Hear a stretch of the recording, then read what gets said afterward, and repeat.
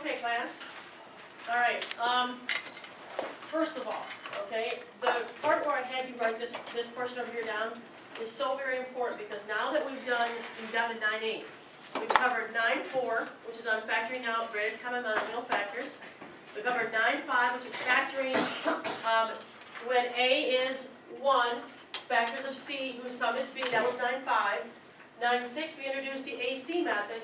When A was greater than 1, we had to find factors of AC whose sum was B. In 9-7, we learned how to factor difference of two squares, and we learned how to factor perfect square trinomials. So 9-4, 9-5, 9-6, also 9-6, because we learned how to factor by grouping using the AC method. Okay?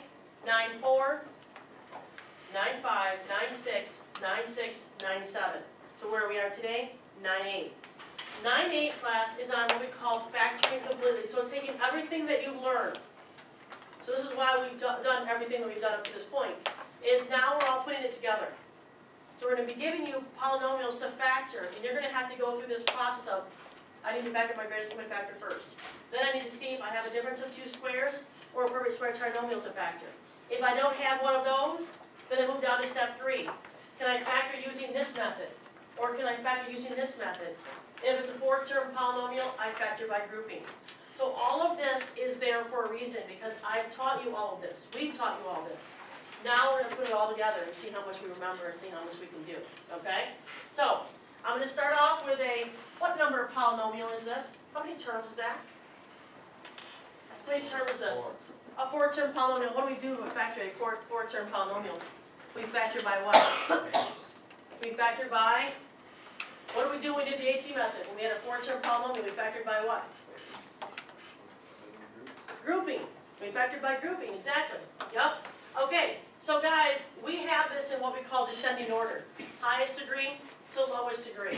So we're going to group together our first 2 terms and then group together our what? Last 2 terms. Do we already know how to do this? Did we already do this before? When we did the AC method, we got to this point. We said, okay, now that we have 4 terms, we're going to factor by grouping. So remember when I talked about AC method? I'm losing my voice.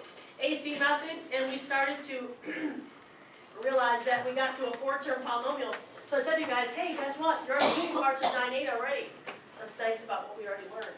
All right, guys, now we need to factor the greatest common denominator factor of this term here, of these 2 terms here. What's the greatest common factor of x cubed and 2x squared? Can we go forward with the next? X squared, right. Because look, guys, x squared and x cubed is what we always take. We always take the smaller exponent, don't we? Okay, so we're going to take the factor of x squared and then figure out what's left. X squared times what is x cubed? X, good. Plus, x times what is 2x squared? Is it 2x? Just 2, right, because we already have an x squared, don't we? So x squared times 2 is 2x squared, so we just need a 2 here. Plus, what's the greatest common factor of 8x and 16? 8. 8, very good. So we're going to factor it in 8 and figure out what's left. 8 times what is 8x? X, good. Plus, 8 times what is 16? 2. Should these 2 binomials be the same? Yes, they should. That's our common binomial factor. We're going to come over here, we're going to bring down our common binomial factor of x plus 2. What makes up our other binomial factor? Whatever's left outside of it, right. And what I heard was x squared plus 8. And that is our final answer.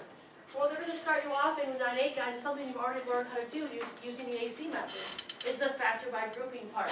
When you have a 4-term polynomial, you need to factor by grouping. And that's how we get our 2 binomial factors. Okay? Does that make sense? Yes. Okay?